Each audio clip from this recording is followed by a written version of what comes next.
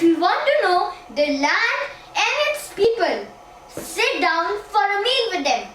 An ancient Chinese philosopher, Confucius, once said, "Wherever you go, go with all your heart."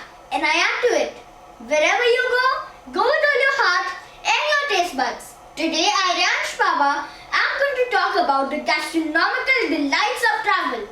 When we venture out of our homes and travel to new places, we seek adventure, for we venture into the unknown, seeking new experiences.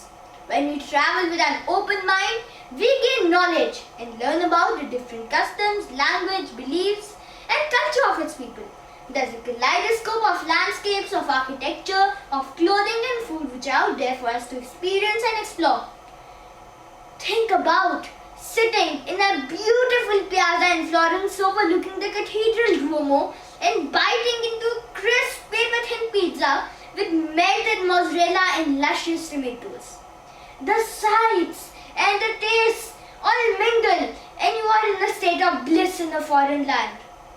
Think of holding a steaming mug of decadent hot chocolate in a quaint cafe in Switzerland. The rolling pastures and a fresh, clean, crisp air is a contrast to the sweet, warm comfort in your hands. Exploring a new place for me begins with exploring the food specialties of the place. For how is one to only appreciate the very Gothic architecture of the Prague Old Town Square without appreciating their delicious treadling? How can one help but be mesmerized by the very opulent Baroque architecture of the Palace of Versailles without appreciating what the royalty would feast upon? That crusty, chewy macaroon speaks for itself, for it has many stories to tell. We find ourselves in the pristine hills of Kashmir as we feast our eyes on the dazzling snow-capped hills.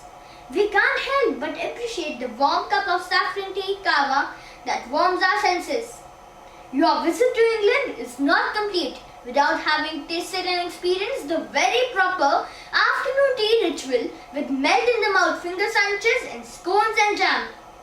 No book or movie can offer the same experience as seeing it for yourself, for nothing can replace the adrenaline rush you feel on a boat on the Great Barrier Reef in Australia. You taste the seafood after seeing the mirrored fish and sea life for yourself. And yet, I must warn you that there's a downside to trying any local cuisine.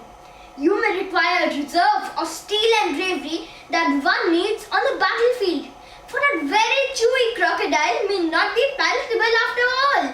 Ew! A raw sashimi fish may wriggle in your tummy for days to come.